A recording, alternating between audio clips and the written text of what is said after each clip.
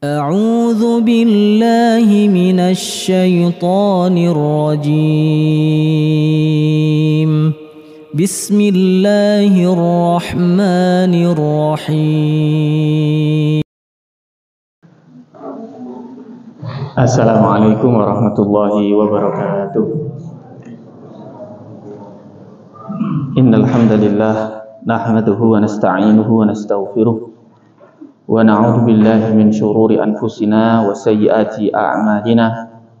Man yahdihillahu fala mudilla lahu wa man yudlil fala hadiyalah. Asyhadu an la ilaha illallah wahdahu la syarikalah wa asyhadu anna Muhammadan 'abduhu wa rasuluh. Allahumma salli wa sallim wa barik ala nabiyyina Muhammadin wa ala alihi wa ashabihi ajma'in. Amma ba'du, Allahumma allimna ma yanfa'una wanfa' bima 'allamtana wa zidna ilma. Allahumma nas'aluka al-huda wat tuqa wal 'afafa wal ghina. Allahumma nas'aluka 'ilman nafi'a wa rizqan thayyiba wa 'amalan mutaqabbala. Amin ya rabbal alamin. Bapak Ibu, para jamaah Masjid Babus Salam yang semoga dirahmati oleh Allah Subhanahu wa taala. Alhamdulillah, kita bersyukur kepada Allah Subhanahu wa taala atas banyak kenikmatan yang Allah sampaikan, berikan kepada diri kita, sehingga pada kesempatan yang mulia ini, di masjid yang mubarak ini, di masjid yang semoga senantiasa diberkahi oleh Allah Subhanahu wa taala ini, kita senantiasa dipertemukan dalam majelis ilmu. Dan alhamdulillah, hari-hari kita dipenuhi oleh amal-amal soleh yang semoga semuanya itu diterima oleh Allah Subhanahu wa taala. Ma'asyiral muslimin jamaah yang dirahmati oleh Allah Subhanahu wa taala. Pada malam hari ini kita pindah ke satu bab besar setelah kita membahas tentang bab besar, yaitu mukaffiratuz dzunub, yaitu hal-hal yang bisa atau amalan-amalan yang bisa menghapus dosa-dosa. Nah, pada malam hari ini alhamdulillah kita melanjutkan pada satu pembahasan bab besar lagi, yaitu mubtilatul a'mal. Mubtilatul a'mal, pembatal-pembatal amal. Pembatal-pembatal amal tentunya di sini adalah amal soleh, ya. Jadi kita sebagai seorang mukmin itu senantiasa berharap-harap kepada Allah agar amal kita itu diterima. Begitu kira-kira Bapak Ibu. Setiap melakukan sebuah amalan, kemudian selesai dari amalan tersebut, apalagi amalan-amalan tersebut mungkin amalan yang besar, kita curahkan dengan tenaga, kita curahkan dengan harta, kita curahkan dengan waktu. Kita berharap besar kepada Allah Subhanahu wa taala agar amalan kita itu diterima oleh Allah Subhanahu wa taala. Ya. Dan eman sekali, sayang sekali ketika kita sudah mencurahkan umur kita, waktu kita, tenaga kita, harta kita untuk sebuah amalan, kemudian tidak diterima oleh Allah Subhanahu wa taala. Ini kan sangat disayangkan. Maka dari itu, ya, di antara pembahasan yang ada di dalam kitab Nahwa Akhlaqis Salaf, yaitu tentang mubtilatul amal, yaitu hal-hal yang bisa membatalkan amalan. Sebagaimana nanti disebutkan dalam kitab ini, dulu para sahabat itu takut jika amalan-amalannya itu tidak diterima oleh Allah Subhanahu wa taala. Di dalam, ya, banyak riwayat, khususnya para sahabat itu ketika selesai dalam bulan Ramadan, beliau atau para sahabat itu senantiasa meminta kepada Allah, harap-harap cemas dengan apa yang telah dia kerjakan. Semoga dengan apa yang dia kerjakan dari amal soleh yang dikerjakan di bulan Ramadan itu bisa diterima oleh Allah Subhanahu wa taala. Khawatir dia. Bahkan dikatakan oleh Ibnu Katsir, khawatirnya beliau itu, harap-harapnya beliau itu agar Ramadan atau amalan-amalan di bulan Ramadan itu diterima itu sampai 6 bulan setelah Ramadan berlalu. Dan 6 bulan Ramadan menyambut 6 bulan sebelum Ramadan untuk menyambut Ramadan, beliau gunakan untuk berdoa agar disampaikan kepada bulan Ramadan yang berikutnya. Demikian adalah amalan para sahabat, ya, Masya Allah.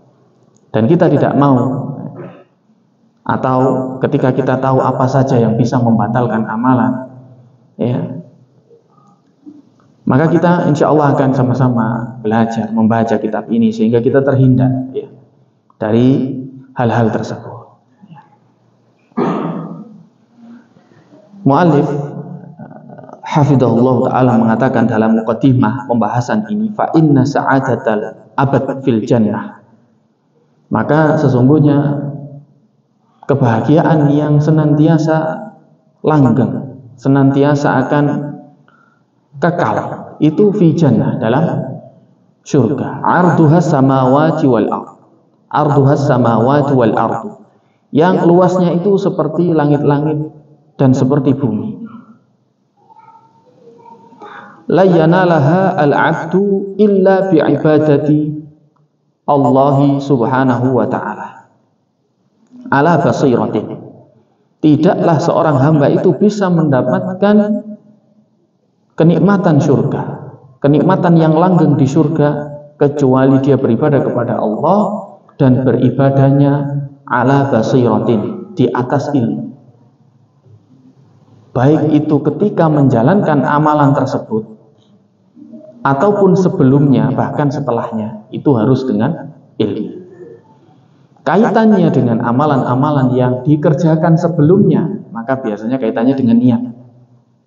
Maka nanti kita akan membahas apakah niat itu ketika salah maka akan bisa membatalkan sebuah amalan, atau ketika pas mengerjakan sebuah amalan juga bisa membatalkan sebuah amalan. Entah dibatalkannya atau dihilangkannya itu sebagian, atau dihilangkannya itu keseluruhan.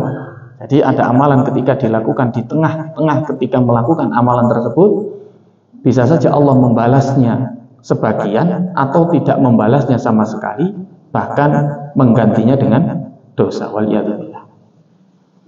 Atau ada amalan itu sebenarnya sudah sempurna melakukannya, sebelumnya syarat-syaratnya sudah dipenuhi, niatnya sudah bagus, amalannya ternyata dibalas oleh Allah sempurna, ternyata qadarallah, Allah yang memberikan hidayah, memberikan taufik. Setelah mengerjakan amalan tersebut, Allah hapus amalan tersebut. Jadi tidak hanya menjaga amalan itu ketika sebelum menjalankan, tapi sebelum menjalankan kita juga menjaga, tengah menjalankan kita tetap menjaga agar amalan itu diterima, sampai tuntas amalan tersebut dilaksanakan pun kita tetap menjaga agar amalan tersebut diterima oleh Allah Subhanahu wa ta'ala. Ya. Maka tidak ada ibadah itu kecuali dengan niat. Ini muqaddimah dari muallif, pengarang kitab ini. Ini menandakan bahwasanya pentingnya niat dalam menjaga agar amalan itu tidak batal. Dan tidak ada niat kecuali dengan keikhlasan. Ya, tidak ada niat kecuali dengan keikhlasan. Ada orang niat tapi niatnya tidak ikhlas. Ikhlas itu apa? Menunjukkan segala bentuk, ya, tujuannya dalam beribadah itu tak lain dan tak bukan hanya kepada Allah Subhanahu wa ta'ala. Itu ikhlas. Maka di dalamnya terkandung ketauhidan. Ya. Kadang dalam masyarakat kita itu menyandingkan antara tulus dan ikhlas. Nah, Bapak-Ibu, tulus dan ikhlas. Ikhlas ini sebenarnya derajatnya lebih tinggi karena di dalamnya itu terkandung ketauhidan. Ya, terkandung, ya, mengesahkan Allah Subhanahu wa ta'ala dalam niat. Adapun tulus, ya, walaupun ini juga mungkin terkandung di dalam ketulusan itu sebuah keikhlasan, tapi tulus itu lebih umum. Kadang tendensi dari ketulusan itu hanya karena manusia, karena pernah berjasa kemudian ya saya balas jasanya. Tapi kalau karena Allah tidak itu, dia mau balas kebaikan saya, nggak balas kebaikan saya, karena ini perintah Allah ya saya melakukan amal tersebut. Ya. Tapi ketika dia membalas amalan yang telah kita pernah berbuat baik kepada dirinya, kok dia membalas dengan kebaikan serupa, maka tidak mengurangi keikhlasan kita. Ya. Tapi seperti ini memang hampir-hampir Bapak Ibu. Apalagi sifatnya itu kontinu. Setelah kita memberikan, dia malas memberi. Memberikan lagi, balas memberi. Kok terakhir atau kapan hari kita berbuat baik, dia nggak balas baik. Ya, kemudian kita arep-arep dalam bahasa Jawa kita, oh kenapa ya kok nggak ini? Ini sangat apa ya, pinggir jurang ya bahasanya gitu. Akan mengurangi amalan kita. Ya. Akan mengurangi amalan kita. Nah, maka dari itu, ketika niat itu sudah ikhlas karena Allah Subhanahu Wa Taala, indikatornya ya gampang. Yaitu apa? Ketika dia sudah tidak terpikirkan kita berbuat baik ini ya ada balasan dari manusia ataupun tidak ya sama saja, dia hanyalah kepada Allah Subhanahu Wa Taala. La nuridu minkum jazaa'a wala syukur. Tidak menginginkan dari manusia itu jazaa'a, tidak menginginkan balasan dari manusia tentunya. Wala syukur, bahkan termasuk terima kasih. Ya, bahkan termasuk terima kasih. Ya. Tapi orang yang beradab, orang yang berakhlak tidak mungkin. Ya, ya kita kemarin sudah mungkin setahun yang lalu atau pertemuan sebelumnya kita membahas tentang apa itu akhlak. Ya Bapak Ibu ya. Akhlak itu di dalamnya ada karom, ada kedermawanan, ya. Rasa saling mengasihi. Itu pasti akhlak itu ada di situ. Ada amalan-amalan ingin memberikan manfaat, itu akhlak. Ya, akhlak yang baik. Nah, tidaklah mungkin ketika kita berbuat baik kepada orang yang berakhlak, kemudian kita tidak mendapatkan hal yang serupa. Sebagaimana hadis Rasul Shallallahu Alaihi Wasallam, kama tadinu tudan. Sebagaimana kamu berakhlak, ya kamu akan dibalas dengan akhlak tersebut, insya Allah. Walal ikhlas biduni ittiba, dan tidak ada keikhlasan tanpa mengikuti Rasul. Ya, sudah ikhlas, niatnya baik, nggak nyontoh Rasul, bisa saja nggak diterima. Ini yang dimaksud dengan ketika menjalankan sebuah amalan harus penuh dengan ilmu, baik itu ilmu tentang tata cara agar ibadah itu sempurna di mata Allah, karena sempurna di hadapan Allah karena apa? Karena mencontoh Rasul, atau sempurna mendatangkan keikhlasannya. Maka dari itu Imam Syafi'i memasukkan niat itu ke dalam rukun daripada ibadah, Bapak Ibu. Kenapa? Karena sepanjang daripada ibadah itu harus disertai niat yang ikhlas. Namanya istishabun niyah. Ya, jadi niat itu nggak cuma di depan saja sebenarnya, tapi istishab, menyertai amalan tersebut. Nah, ketika amalan tersebut itu di awalnya ikhlas, kemudian tengah-tengah tidak ikhlas, ya bisa dikurangi atau bahkan bisa batal. Waliyadzubillah. Ya, atau bahkan dibalas dengan dosa. Masya Allah, itu bisa. Kemudian fa'alal abdi alladhi yuridullaha wad daral akhirah ayyusahhihan niyah. Maka dari itu atas hamba, kewajiban seorang hamba agar mendapatkan, bagi hamba yang menginginkan Allah, menginginkan wajah Allah, menginginkan ridhonya Allah, menginginkan kebaikan hari akhir nanti, wajib bagi dirinya ayyusahhiha an-niyah, memperbagusi niat ba'da fahmi haqiqatil ikhlas. Tentu setelah dia mengerti hakikat tentang keikhlasan.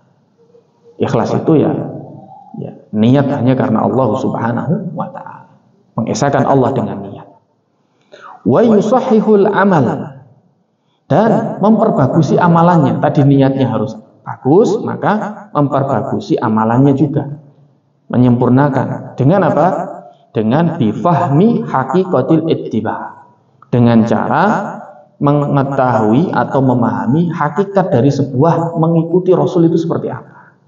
Ya. Wa min thamma, maka dari itu fal yurafid ala husuni nafsihi bil muraqabah. Maka penting bagi seseorang itu untuk menjaga dirinya agar senantiasa merasa diawasi oleh Allah Subhanahu wa taala dalam beramal. Karena salah satu ciri bentuk daripada seorang yang ingin menjaga dirinya untuk tetap amalannya itu diterima oleh Allah, ya mawas diri, muraqabah, wal muhasabah, serta menghitung-hitung diri. Ini sudah benar apa enggak ya? Khawatir seperti itu enggak masalah Bapak Ibu. Para sahabat juga khawatir dulu. Khawatir amalnya enggak diterima. Bahkan kekhawatiran kita atas amalan itu bagian tanda-tanda keimanan kita. Bagian daripada tanda-tanda keimanan. Ya. Malah yang pede dengan amalannya ini yang tidak diharapkan. Karena dia merasa bahwasanya apa? Biasa saja. Ya, wal mujahadah. Dan juga senantiasa dia bermujahadah, bersungguh-sungguh. Agar senantiasa amalannya ini semakin baik, semakin nyentuh Rasul dan seterusnya. Wal musyaratati, ya. Dan juga sesuai dengan ketentuan. Ya. Wal muslimu fi tijarati rabhiha al-firdausil a'la, insyaallah. Dan seorang muslim itu barang dagangannya, tukar menukarnya dengan apa? Amal yang dia kerjakan itu tidak sesuatu yang remeh-temeh. Al-firdausil a'la, yaitu apa? Surga Firdaus, surga tertinggi. Kemudian apa yang dilakukan? Wa tadqiqul hisab. Dia senantiasa lembut menghisap hatinya, menghisap dirinya. Udah benar apa enggak ya saya beramal ya. Fi hadza ma'an nafsil aula. Ya.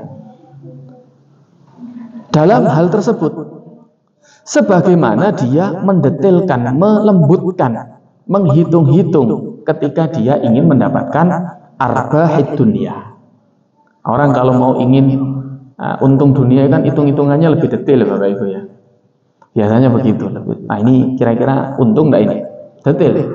Saya beli sekian ini. Itu dalam urusan dunia, beliau detail ya. Orang-orang biasanya detail. Apalagi dengan urusan akhirat, urusan amal solehnya. Maka lebih aula, lebih baik ya, lebih diutamakan. Dia lebih detail dalam menghitung-hitung. Ya. Untuk jual beli kita hitung-hitungan. Untuk kita tertentu ya, yang sifatnya dunia kita hitung-hitungan. Tapi bagaimana dengan amal? Kita hitung-hitungan. Tapi hitung-hitungannya bukan karena apa? Bukan karena imbalan dunia. Oh saya beramal begini, kira-kira dapat hitungan dunia. Oh bukan itu maksudnya. Tapi apa? Hitung-hitungan di sisi Allah. Kira-kira saya mencurahkan ini, kalau nggak diterima sama Allah kan rugi. Maksudnya gitu. Maka perlu apa? Perlu ikhlas, perlu mutaba'ah. Perlu menjaga niat setelah selesai amal tersebut. Ya. Karena lu rugi sekali. Ya.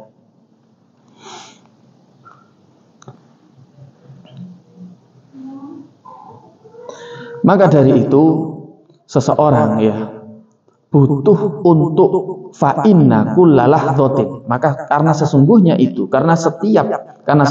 setiap lahdoh itu setiap saat. Ya, setiap waktu-waktu minal lahadhatil umur, setiap waktu-waktu dari waktu-waktu yang dia punyai dari umur dia itu jauharatun saminah. Itu ibaratnya seperti mutiara-mutiara yang mahal.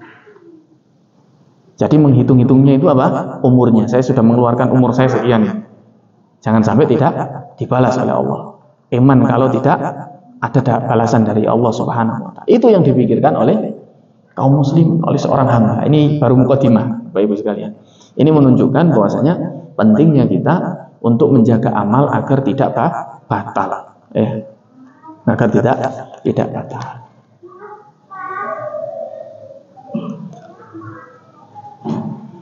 Maka dari itu ya, ma'asyiral muslimin jamaah yang dirahmati oleh Allah Subhanahu wa taala. Terkadang ada seseorang batal amalannya, hilang pahalanya, wahiyala tash'ur. Padahal dia enggak merasa. Wahhiya majmu'atun baina yadayka fi hadhihi risalah. Maka ma'asyiral muslimin, para jamaah sekalian, risalah ini kata mu'allif sedang ada di hadapan kalian. yang aku beri nama Mubtilatul A'mali fi Dhaw'il Qur'anil Karimi was Sunnah as-Sahihah al-Mutahharati, yaitu pembatal-pembatal amalan ya, yang ada dalam Al-Quran maupun As-Sunnah ya. Ma'asyiral muslimin jamaah yang dirahmati oleh Allah Subhanahu wa taala. Kita lanjutkan ya. Pembahasan yang pertama dari Mubtilatul A'mal itu adalah contoh ulama salaf, bagaimana beliau itu mengkhawatirkan amalannya tidak diterima oleh Allah Subhanahu wa taala. Yang pertama, khaufus salaf rahimahumullah min an tahbata a'malahum wa hum la yash'urun. Min an tahbata a'maluhum wa hum la yash'urun.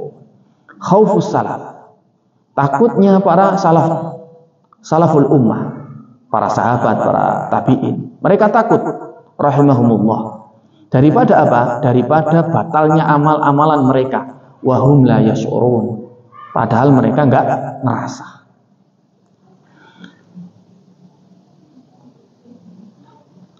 Mu'alif mengatakan bahwasanya Allah Subhanahu wa taala itu menjanjikan bagi hamba-hambanya, ketika hamba tersebut melakukan sebuah amalan, maka akan dibalas oleh Allah Subhanahu wa taala. Terlebih lagi adalah hamba-hamba yang beramal kemudian dalam hatinya imanan wahtisaban. Imanan itu dia iman, ini perintah Allah, ini yang Allah kehendaki, ini yang terbaik untuk saya. Iman beliau wahtisaban, kemudian dia juga menghitung ya, menghitung pahalanya, artinya berharap-harap atas pahalanya tersebut, jangan sampai pahalanya batal. Iya. Maka dari itu seseorang wajib menjaga atas apa yang telah Allah tetapkan daripada amal soleh berupa ibadah itu untuk hamba-hambanya, dan juga mereka harus imanan wahtisaban dalam memperolehnya atau menjaganya. Berkata Ibnu Qayyim al-Jauziyah, bahwasanya beliau ya, rahimahullahu taala mengatakan, fa inna kulla amalin la budda lahu min mabda'in wa ghayah. Maka setiap amalan itu harus ada pada dirinya itu pondasi dan tujuan. Fala yakunul amal ta'atun qurba hatta yakuna masdaruhu anil iman. Maka tidak mungkin ada amalan ketaatan atau amalan yang mendekatkan kepada Allah Subhanahu wa taala kecuali di dalamnya itu ada sumber yang berasal dari keimanan. Fayakunul ba'its alaihi wa huwal iman. Maka yang penting di dalamnya itu harus kita mencari sehingga di dalam amalan-amalan tersebut itu terkandung keimanan yang kuat. Walal adah, tidak cuma karena adat saja. Ada kan orang melakukan ibadah ya karena apa? Menggugurkan kewajiban, adat saja. Bukan itu, kata Ibnu Qayyim. Tapi apa? Harus yang dia cari dalam setiap amalannya, adakah keimanan di dalamnya? Saya melakukan ini itu atas dasar iman enggak? Atau atas dasar, nah ini kebiasaan saya begini. Dari dulu saya sudah diminta oleh orang tua saya begini. Ya. Tidak, kita harus lebih daripada itu. Karena apa? Ada namanya pondasi dan ada namanya tujuan, kata Ibnu Qayyim tadi. Maka tidak sekedar ada walal hawa. Masya Allah, ini lebih detail lagi. Tidaklah beribadah itu karena hawa nafsu. Maksudnya bagaimana? Hawa nafsu untuk beribadah itu maksudnya dengan ibadah dia dipuji. Ada pujian dalam sebuah amalan, ada keinginan pujian dalam sebuah amalan. Itu adalah bagian hawa nafsu sebenarnya. Nah, disinggung oleh Ibnu Qayyim. Iya. Harus didasari dengan iman, pengharapan, tidak cuma adat, tidak cuma hawa nafsu saja untuk dipuji, untuk mendapatkan sanjungan, ya. Atau untuk apa? Ketok di hadapan teman-teman kita kalau kita sudah beramal. Ya. Tidak sampai dipuji, pokoknya ketok aja. Pokoknya kelihatan kita beramal aja, enggak. Wala talabal mahmadah, dan juga tidak ingin memperoleh pujian, waljah, dan juga kedudukan. Wala ghairu dzalik. Tidak seperti itu. Bala budda ayyakuna mabda'ul iman. Maka haruslah dalam setiap amalan itu dimulai dari keimanan. Wa ghayatuhu thawabullahi ta'ala. Dan puncaknya dan harapannya itu adalah balasan di sisi Allah Subhanahu wa ta'ala. Wa ibtigha' mardhatihi wa ibtigha'u mardhatihi, dan juga mencari keridhaan Allah, wa huwal ihtisab, dan inilah yang disebut dengan ihtisab. Mencari ridha Allah, mencari pahala Allah, ini disebut dengan ihtisab. Termasuk mengharapkan surga. Kita boleh mengharapkan surga, Bapak Ibu. Ya. Tidak seperti kaum tasawuf, ya. Tidak apa-apa pokoknya. Ya, tidak mengharapkan surga dan tidak takut neraka. Tidak seperti itu. Allah menjanjikan surga untuk orang beramal soleh, dan Allah menjanjikan neraka untuk orang yang bermaksiat. Nah, itu adalah janji Allah. Nah, kita berharap atas janji Allah tidak masalah. Apakah tetap ikhlas? Tetap ikhlas. Mengharapkan surga yang dijanjikan Allah itu adalah mengharapkan Allah. Berarti di sini adalah keikhlasan, bukan sebuah kontaminasi atau terkontaminasi dengan niat lain, bukan. Karena itu janji Allah, dan Allah yang berfirman di dalam Al-Quran, dan Rasul bersabda dalam hadis, maka tidak masalah seperti ini. Maka dari itu, ya, sebagaimana dalam hadis yang terkenal biasanya dibaca oleh para dai, para mubaligh ketika Ramadan, ya. Di antaranya adalah man shoma Ramadan imanan wahtisaban. Barang siapa yang puasa Ramadan imanan wahtisaban. Ada iman yang sebagai pondasi, mabda, dan ada ihtisaban sebagai bentuk harapan, yaitu ghayah. Wa man qama lailatul qadr, dan juga dalam hadis lain, barang siapa yang sholat di malam Lailatul Qadar imanan wahtisaban, ghufira lahu ma taqaddama min dzambih, maka dia akan diampuni daripada dosa-dosanya. Insyaallah, ma'asyiral muslimin jamaah yang dirahmati oleh Allah Subhanahu wa taala. Pelajaran berharga dari Ibnu Qayyim. Maka jangan sampai kita beribadah itu karena adat kebiasaan kita. Ya memang dari dulu kecil diajarkan dari keluarga kita seperti ini, maka saya harus seperti ini. Yang penting sholat kita gugur kewajiban. Tidak seperti itu. Harus didasari dengan keimanan. Harus didasari dengan ihtisaban. Dan juga jangan sampai ada tendensius lainnya, yaitu hawa nafsu dalam beramal. Karena apa? Ada kepingin pujian, kepingin kedudukan, dan seterusnya. Ya.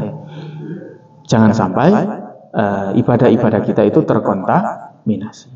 Wa qulubul ibadi baina isba'in min asabi'ir rahmah. Ini ada dalam hadis, ya. Bahwasanya hati-hati seorang hamba itu ada di antara daripada jari jemari Allah Subhanahu wa taala, termasuk sifatnya Allah Subhanahu wa taala. Wa yuqallibuha kaifa yasha. Maka Allah membolak-balikannya itu yang Allah kehendaki. Hati kita itu dibolak-balikan oleh Allah Subhanahu wa taala sebagaimana yang Allah kehendaki. Allah itu pemilik hati-hati kita, pemilik surga neraka. Jadi Allah Subhanahu wa taala yang menentukan.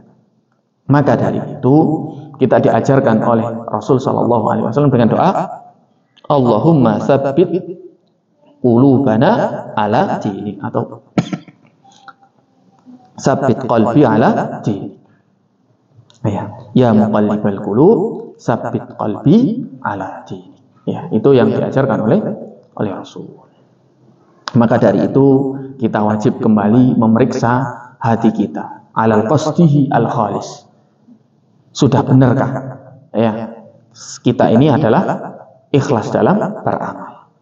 Atau jangan sampai kita itu mendapatkan janji-janji yang sehingga amalan tersebut bukannya dibalas dengan kebaikan, malah dibalas dengan iqab, ya, dibalas dengan dosa-dosa dari Allah Subhanahu wa taala, wa huwa la yashkur, sedangkan dia tidak merasa. Dia merasa sudah beramal soleh, tapi dengan tendensi tadi hawa nafsu, dikira dia mendapatkan apa yang di sisi Allah Subhanahu wa taala, padahal dia mendapatkan dosa. Wa huwa la yashkur. padahal dia enggak merasa. Li'annahu la yusabu illa ala man akhlasa fihi. Karena tidaklah dibalas dengan pahala itu kecuali kepada orang yang ikhlas kepada Allah Subhanahu wa ta'ala.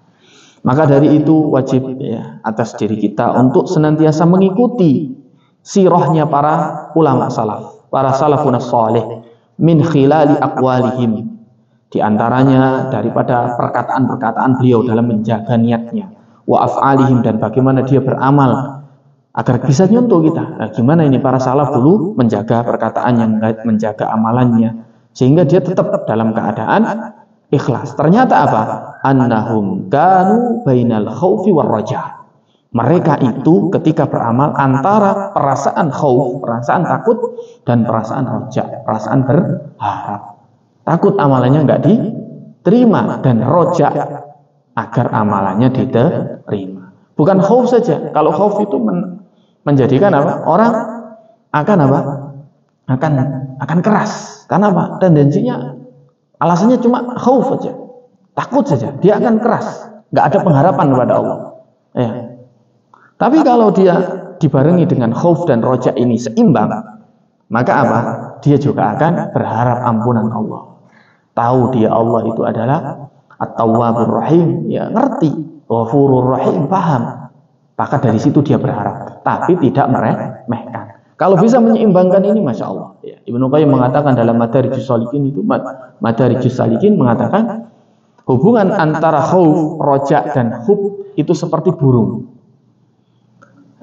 Khauf ada di sayap sebelah dan roja ada di sayap sebelah. Sedangkan mahabbah itu, kecintaan kita kepada Allah itu seperti kepalanya. Maka ketika ini salah satu ini hilang, maka seperti dia tidak punya manfaat. Ya Allah wa'ala. Ma'asyiral muslimin jamaah yang dirahmati oleh Allah Subhanahu wa ta'ala. Nah, untuk menggambarkan ya bagaimana Allah Subhanahu wa ta'ala mengatakan bahwasanya orang itu kadang-kadang perlu khawatir. Khawatir dalam arti khauf wa roja tadi seimbang. Itu ada dalam surat Al-Mu'minun ayat 57 sampai 60. Innal ladzina hum min khasyati rabbihim musyfiqun. Sesungguhnya orang-orang yang takut kepada Allah itu, takut kepada Rabb-nya itu musyfiqun. Mereka adalah orang yang hati-hati, enggak sembrono dalam beribadah. Walladzina hum biayati rabbihim yu'minun. Dan mereka adalah orang-orang dengan ayat-ayat Allah itu dia beriman.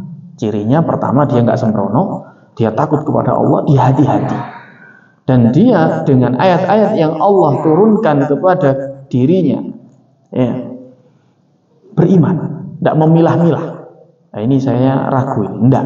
Dia iman secara kamil, tanpa membantah dengan logikanya. Ya. Pertemuan yang lalu ya Bapak Ibu, mungkin hampir setahun atau setahun yang lalu kita telah membahas adanya orang-orang yang menolak dalil. Dia tidak mau tawadhu dengan dalil, ditolak dengan logikanya, ya, ditolak dengan kiasnya, bahkan ditolak dengan nafsunya. Ya. Maka seorang beriman tidak menolak itu. Walladzina hum bi ayati rabbihim yu'minun. Iman sudah, nggak perlu apa? Mencari-cari dengan akal pikirannya sendiri, akhirnya dia terjebak sendiri dan tidak bisa beramal soleh dengan baik, bahkan menjauh dari syariat ini. Ya. Walladzina hum bi rabbihim la yusyrikun.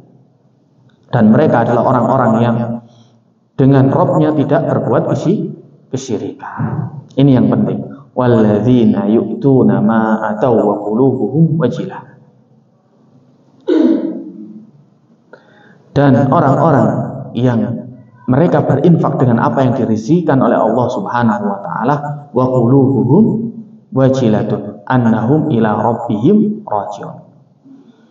Yaitu orang-orang yang dengan harta yang diberikan oleh Allah Subhanahu wa taala dia berinfak, wa qulubuhum wajilah, dan hatinya itu senantiasa tergetar. Hatinya itu senantiasa tadi antara khauf dan raja, khawatir. Tapi khawatir yang dimaksud di sini bukan khawatir yang takut atau khawatir yang menimbulkan keraguan-raguan, bukan itu Bapak Ibu. Tapi khawatir di sini adalah antara ar-raja wal khauf. Dia khawatir, ini khawatir nggak diterima sama Allah. Rojak juga ada di situ. Dia beringin agar Allah Subhanahu wa taala menerima amalannya. Annahum ila rabbihim raji'un. Bahwasanya mereka nantinya insya Allah akan dikembalikan kepada Rabb-nya. Surat Al-Mu'minun ayat 57 sampai 60. Kemudian dalam hadis yang diriwayatkan oleh Imam At-Tirmidzi, kemudian Imam Ahmad dan Imam Hakim dengan syawahid, dikatakan hadis ini walaupun secara sanad itu sahih ya, secara sanadnya sahih, namun ada yang mendhaifkan ya. Yaitu tentang ayat tadi Al-Mu'minun ayat 60 yang dikatakan walladzina yu'tuna ma ataw wa qulubuhum wajilah ya. Dan orang-orang yang menginfakkan apa yang dirisikikan kepada mereka itu, dan hati-hati mereka itu wajilah, hati mereka itu khawatir. Kemudian Aisyah bertanya radhiyallahu anha, Ummul Mukminin bertanya kepada Rasul, humul ladzina yashrabuna al-khamr wa yusrifun? Apakah mereka itu orang-orang yang meminum khamr kemudian dia suka berlebih-lebihan gitu. Dikira itu orang seperti ini adalah orang yang wajilah, itu adalah orang yang berbuat kemaksiatan, dikira oleh Aisyah radhiyallahu anha. Qala sallallahu alaihi wasallam. Kemudian Rasul sallallahu alaihi wasallam menjawab, "La, ya bintas Siddiq." Tidak, ya anaknya Abu Bakar As-Siddiq. Maksudnya di sini Aisyah. Lakinnahumul ladzina yasumun. Mereka itu adalah orang-orang yang puasa, wa yusallun, dan mereka itu orang-orang yang salat, wa yatasaddaqun, dan mereka itu orang-orang yang sedekah. Wa hum yakhafuna ala ayyataqabbal minhum. Dan mereka itu khawatir, takut kalau nggak diterima sedekahnya, nggak diterima puasanya, nggak diterima sholatnya, dan nggak diterima infaknya. Mereka takut. Itu adalah orang-orang yang disebutkan dalam surat Al-Mu'minun ayat 60 tadi. Wa qulubuhum wajilah. Ulaikal ladzina yusari'una fil khairat. Mereka itulah orang-orang yang bergegas dalam kebaikan. Ternyata orang yang punya qulubuhum wajilah tadi itu adalah orang-orang yang senantiasa bergegas dengan kebaikan. Ya tadi, karena kembali kepada harapan dia, karena kembali kepada dia merasa waduh, ini amalan tadi khawatir nggak diterima, saya amal lagi lah, ya, biar apa? Sempurna. Ya. Walaqad dzakarallahu subhanahu wa ta'ala al-mu'minina al-musari'ina fil khairat. Maka disebutkan adalah orang-orang mukmin itu orang-orang yang senantiasa berlomba-lomba dalam kebaikan. Bi ablaghi sifatihim, dengan sifatnya yang agung. Fahum ma'aqiyamihim bil ibadah. Maka mereka itu adalah orang-orang yang senantiasa mendirikan ibadah. Khaira qiyam, yang dia mendirikan ibadah itu sebaik-baik mendirikan ibadah. Artinya bagaimana dia itu mendirikan ibadah itu dengan sebaik-baik yang dia bisai dan ilmui, tidak asal-asalan. Karena apa? Yakhafuna alla yataqabbal minhum. Karena dia itu takut agar takut untuk tidak diterima amalannya. Maka sebaik-baik hamba, siapa mukmin yang baik, yang musari'ina fil khairat tadi, orang yang berlomba-lomba, orang yang bergegas dalam kebaikan tadi, adalah orang yang memperbagusi ibadahnya karena takut ibadahnya tidak diterima oleh Allah Subhanahu wa ta'ala. Itu yang disebut dengan orang yang bergegas dalam kebaikan. Ya. Maka tidak banyak-banyakan amalannya, tapi memperbagusi amalannya. Ayyukum ahsanu amala. Mana di antara kalian yang paling bagus amalannya? Bukan paling aksaru amalah, bukan paling banyak amalannya, enggak, tapi yang paling baik amalannya. Nah, orang yang paling baik amalannya itu punya perasaan khawatir, wajilah tadi, punya perasaan khawatir nggak diterima amalannya. Karena apa tadi? Mubtilah, khawatir batal amalannya. Maka Allah Subhanahu wa ta'ala berfirman dalam surat Ali Imran tentang orang yang dipenuhi pahalanya. Pahalanya itu dicukupkan. Wa ammal ladzina amanu wa 'amilus solihati fayuwaffihim ujurahum. Adapun orang-orang yang beriman dan beramal soleh dengan amalan yang sempurna, dengan ilmu disempurnakan dia, itqon, maka apa? Fayuwaffihim ujurahum, dia akan disempurnakan amalannya. Maka dalam hadis Jibril yang hadis arba'in yang kedua itu Bapak Ibu, itu kan Rasul pernah ditanya, ditanya tentang ihsan ya. Akhbirni anil ihsan. Kabarkan kepadaku tentang ihsan. Dikatakan apa? Anta budallah ka'annaka tarah, fa illam takun tarahu fa innahu yaraka. Engkau beribadah kepada Allah seakan-akan engkau melihat Allah. Jikalau engkau gak bisa melihat Allah, maka Allah melihat engkau. Al-ihsan di situ maksudnya adalah al-itqan, memperbagusi amalan. Maka janji Allah Subhanahu wa taala adalah fayuwaffihim ujurahum, maka akan disempurnakan balasan-balasan mereka. Sampun masuk waktu Isya ya. Kira-kira kita cukupkan, insya Allah masih dalam pembahasan para ulama salaf, para sahabat. Beliau mengkhawatirkan tentang amalannya akankah diterima oleh Allah ya atau tidak, dan senantiasa rojak kepada Allah Subhanahu wa taala. Insya Allah kita akan teruskan di pekan selanjutnya. Semoga Allah Subhanahu wa taala memberikan kemanfaatan atas apa yang telah kita pelajari, kita baca pada hari ini dari ayat-ayat Al-Quran, hadis-hadis Rasulullah sallallahu alaihi wasallam. Barakallahu li wa lakum fil Qur'ani wa sunnah wa nafa'ani wa iyyakum minal ayati war riwayah. Kita tutup dengan doa kafaratul majlis. Subhanakallahumma wa bihamdika asyhadu an la ilaha illa anta astaghfiruka wa atubu ilaik. Wa sallallahu ala nabiyyina Muhammadin wa ala alihi wa sahbihi ajma'in. Wallahu muwaffiq. Assalamualaikum warahmatullahi wabarakatuh.